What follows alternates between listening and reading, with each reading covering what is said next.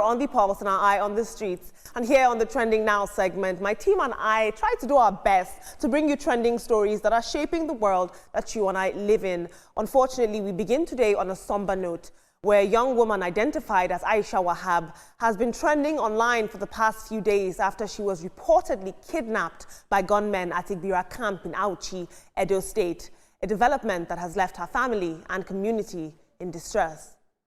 Now, the abduction, which occurred last Saturday, has of course sparked widespread concern after the kidnappers demanded a 20 million naira ransom for her release.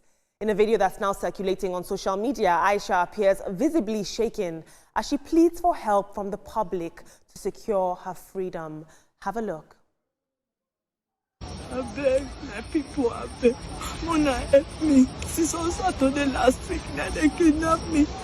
Money never come, please, Mona help me. May I come up for here, I beg. I beg. See my leg. I don't be walking again, I don't swear now. Mona help me, my people, I beg, they don't kill me. Now, residents of Auchi and surrounding areas have condemned the rising wave of kidnappings across Edo State, describing it as a thriving business that's fueled by government inaction. They also accuse state authorities of failing to provide adequate security despite their constitutional duty to protect Edo citizens. Meanwhile, of course, Aisha's family says they are devastated and are appealing for urgent intervention from both the public and security agencies as they are unable to meet the kidnappers' demands. This is so sad. Let's take a look at what you had to say about this on social media.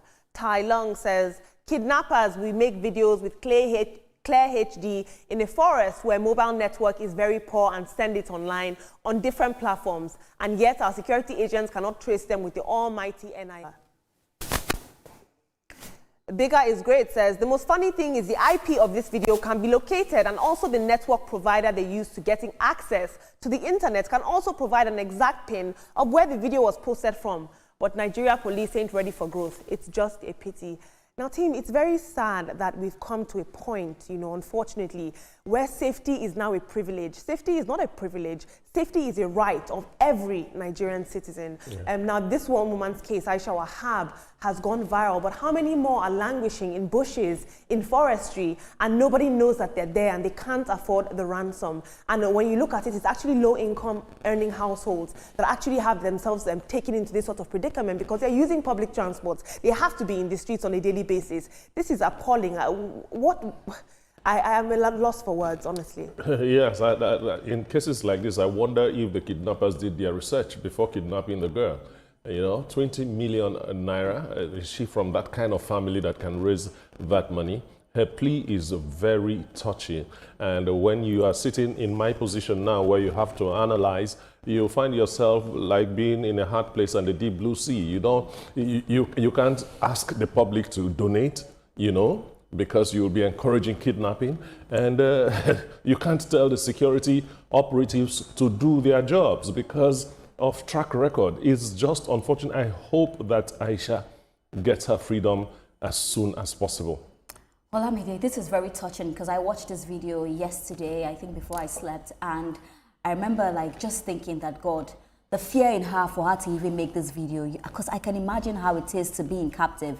Now, I just want to say that these people that do this kind of things, my fear is that even if they give the money, what's the assurance that they'll let Aisha go? That's even the fear for me. So she's already in really, really bad hands. I'm just hoping that, we use this as a cue to make sure we tighten our securities. Olamide is one too many we've heard about kidnapping. And now these people, they are now very courageous. They are recording, posting on social media.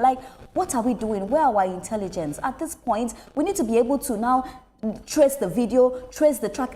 I don't whatsoever. We should just need to get to the, the end of this, because I'm not even saying that if the money is raised, what's the assurance that Aisha will go back home? And that is what baffles me the most, when they are bold enough to record her, post her on whatever social that they posted it, sending it to her family. There is this timestamp, there's a way of tracking such video, tracking the location where it is done. So that is where our intelligence comes in. Because when people, brazenly do all of these things and they feel like, government cannot get me, the security agencies cannot trace us, then we can always do what we want to do. So this begs the question, how much are we doing? as government and security agencies to ensure that this issue of kidnapping, terrorism, etc., not happening on the soil of Nigeria? Edo State is notorious for cultism, for things like this, and indeed some other parts of the country. So we really need, all hands need to be on deck to fight against its enemy of our society. Absolutely. I find it so interesting that people like this, we struggle to use the intelligence gathering to find them, whereas bloggers are picked up every other day in different locations the moment they insult somebody important. Anyway, let's move on. Now, this is a story that has dominated social media all over the weekend. Senator Ned Nwoko has come out with his side of the story following a viral video of his wife, actress Regina Daniels, appearing visibly distressed and claiming domestic violence in their marriage. Now, in a post and short video that he shared on his Instagram page, the senator alleged that Regina's recent behavior was influenced by drug and alcohol abuse and addiction, an allegation that has since, of course, sparked widespread conversation online. He claimed that the actress went on a rampage at their home in his absence, attacking their staff and destroying property like his red Ferrari. Senator Nwoko also added that he'd offered her 2 rehabilitation options, one in Asokoro and another in Jordan, where, in his words, she will have no access to drugs. He's also blamed some of her close associates for fueling her drug addiction, describing them as her main drug suppliers. This follows a viral video from Saturday that showed Regina agitated and saying, and I quote, "I can't stand the violence anymore." Her brother, a young man named Sammy West, later accused Senator Ned Nwoko of assault and has now vowed to protect his sister. But so far, neither Regina nor her representatives have responded. And what exactly triggered the altercation remains unclear. But indeed, there are 2 sides to every story. Let's take a look at what you have to say about this on social media. Uche says, people are mocking her for leaving him. But what's the point of luxury if you're living in fear? Peace does not have a price tag, and maybe that's what Regina just figured out. Some of una think say marrying rich is the goal, but if peace no dey there, another mansion are just expensive cage. Ooh. Stargirl Uhoma had this to say. She says, the crazy thing about this Regina Daniels story is that she was already a pretty girl with a good career and fame. She didn't need to be married to a grandpa to have access to the good life. Ooh. Olori says, Regina Daniel marrying rich doesn't make her deserving of abuse. Keep your jealousy and hate in check. Let's know what we're doing. Very interesting team.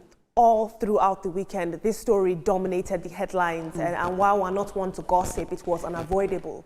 Now, this issue has spiraled into a whole conversation about grooming. You know, she was very young when she got married to Senator Ned Nwoko. About abuse, her brother is alleging that she's being beaten by Senator Ned Nwoko, and drug addiction. My question now is that, shouldn't this be an internal thing?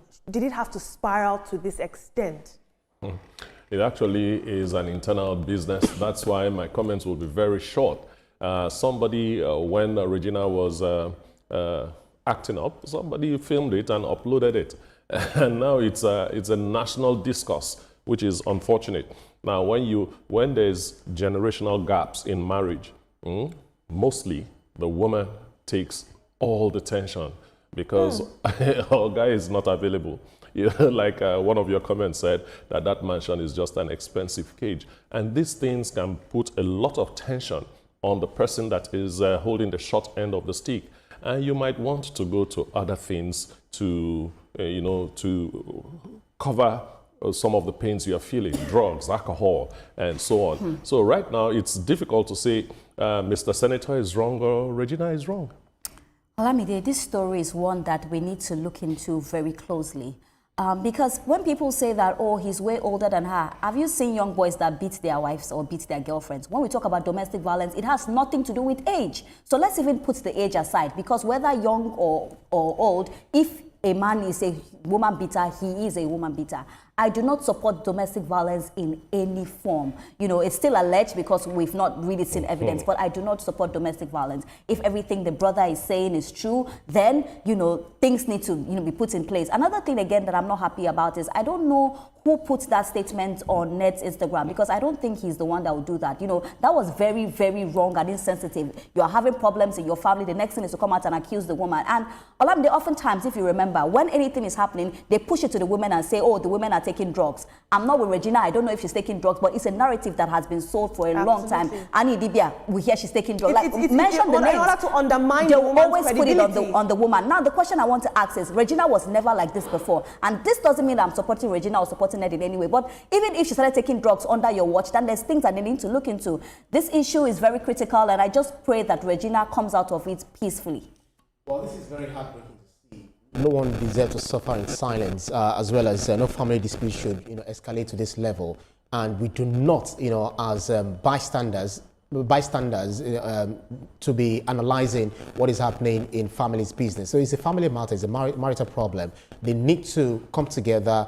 They need to heal, seek the truth, and talk to themselves, because we're not there when they were wooing themselves. Now that things had gone awry, we shouldn't even be the ones to resolve the matter for them. So I believe Senator Ned Nwoko is elderly.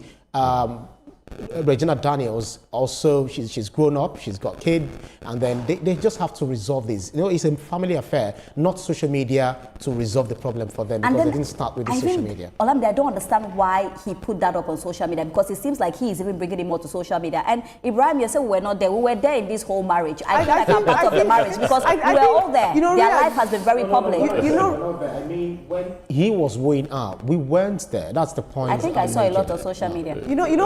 Bringing up the statement that you just said, why did he post that statement there? I think if he did post that himself, what he's failing to realize that when you marry somebody, you become a unit with somebody. Exactly. Anything bad about them reflects on you. This was not a win situation for him. If anything, it brings them both down. Because that means you're saying that she was taking drugs under women supporting women. I want to urge Nigerians. I want to urge Nigerians that are watching out there. Let's try to be kind, in our approach to this matter. Absolutely. And young girls watching me at home right now, whatever bed you're making right now, you will lie in it one day. And I leave you with that. Let's move on.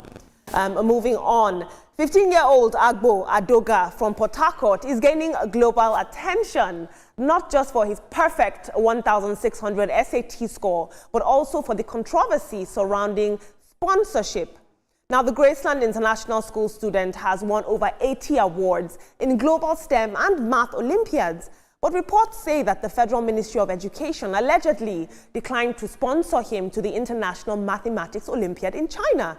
They cited a lack of funds as their reason, and there's been public outcry about this. And in response, the ministry denied receiving any sponsorship request from Graceland International School and challenged the school to provide proof of such communication. As this debate continues on social media, one thing is certain: this young boy's brilliance remains a shining example of Nigerian excellence, and we must support him in any way that we can. Let's take a look at social media. Alex Onya says, if Nigeria does not attend the International Mathematics Olympiad next year, they will be downgraded. That's the policy from International Mathematical Olympiads. It states that if a country does not participate in 5 years, they will be downgraded. It means that Nigeria will no longer be at the category to earn medals. Nigeria then can only be an observer nation. Now, team, this boy, an absolute genius. Perfect SAT score, over 85 awards won. There's very few young Nigerians that are doing this. Even people my age or, you people's age have not done this. And yet this boy's brilliance is being met with bureaucracy. What does this tell us about our priorities? Because we see, people going on pilgrimage. We see people being sent out for trainings abroad. And yet this young boy just needs a sponsorship to the Olympiad in China, and the Ministry of Education said that they don't have funds for this, but now they're coming back to a niche because there's been backlash on social media. If you ask me, this should be a priority. Yes, it's the general attitude we have towards education and excellence in Nigeria, which is unfortunately very sad.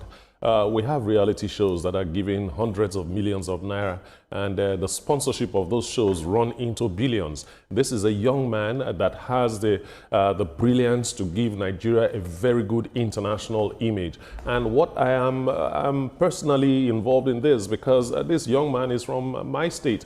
Agbo Adoga, that's his name. And I just hope that somebody would forget about the bureaucracies in the Ministry of Education and say, hey, you know what, I'll pick this bill. And you know that, Olamide, I want to believe that the ministry did not say that, because if they said that, that's a very big shame. Because all the time we speak about how education is very important if you want your country to thrive, if you want, your country to do well. These are the future of tomorrow. And we are seeing a young boy, very passionate, very intelligent.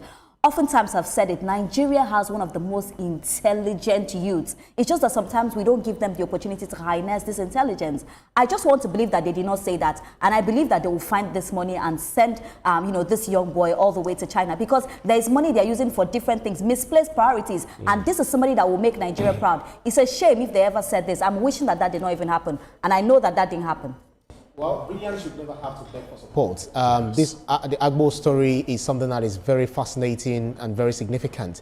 And it goes to show what we prioritize as a people, as a government. Because let me just say people, because it's the same peoples that we find in government. We can't be paying lip profession or lip service to helping the future of tomorrow, to saying that we want to build the giants, we want to build our future through these children. And then they have to go through bureaucracy, red tapeism. I just want to believe that what really happened, maybe it's miscommunication. Yeah. Maybe some didn't get the information. They didn't get the information the way they should get it. But we should keep shopping for talents among Nigerians, shopping for geniuses among Nigerians, because they deserve more than just an applause. Absolutely. And let me tell you now, there are countries that are waiting to scoop up this young man and take advantage of his intellect. Thank you so much for your team, for your input, team.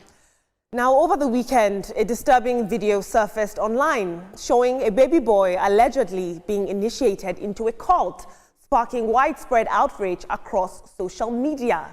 In the footage, the child is seen being given alcohol by a group of adults who cheer him on as he drinks. Now, this incident reportedly took place at a hotel in Amukwe, Sapele, Delta State. This video you're about to watch is very disturbing. The young ones are bound to be rugged. With a bottle of rum. Around, mates! With a bottle of rum. Our boys are bound to be rugged. Now, thankfully, authorities have confirmed that the adults that were seen in that video that you just watched have now been arrested, and investigations are underway to ensure that those responsible face the full weight of the law. And of course, this brings to mind the issues of child abuse, moral decay, and the growing influence of cultism in certain parts of our country. Let's take a look at social media. This is very disturbing, and I had to take this story. Nanyanwa said, "It's heartbreaking and infuriating to see grown adults giving a child alcohol and drugs. Protect our kids. They are not entertainment. They are human beings." I couldn't have said it better myself. And finally, Immortal Dawn says, Matthew 18, verse 6, "Whoever causes one of these little ones who believe in me to sin, it will be better for him if a millstone were hung around his neck and he were drowned in the depth of the sea." Amen, amen. I'm going to come to you, team, very, very quickly because we're running out of time. When we look at the concept of cultism or moral decay, we often think that it starts when people enter university and they meet bad friends. No, it starts from the concept of socialization. He's seeing uncles, fathers, brothers that are telling him that this behavior is okay. How then do you expect this boy to grow up and know the difference between right and wrong? I just hope because the boy is so young that in the next 5-10 years he would have forgotten about this thing. It's so disheartening that a full adult would do this to his child, and that is when a guy or a girl that are supposed to be boy and girl make babies. This is so sad, first of all, even giving a young person like this alcohol is very shameful. I don't know, the people that are involved in this, they should be arrested. I just leave the case there. Well, there are a few things that are more fine than just, innocence for entertainment, corrupting innocence for entertainment. This is not just a child abuse. It goes to show how far we have morally decayed as a society. So it's a wake-up call for parents, communities, institutions, and governments to always, be on top of their game. And it was great to see security step in as swiftly as they did. Thank you so much, team.